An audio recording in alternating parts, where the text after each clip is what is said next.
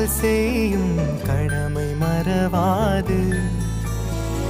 உலகமே இவளென இவன் வாழும் அழகை பாரடா.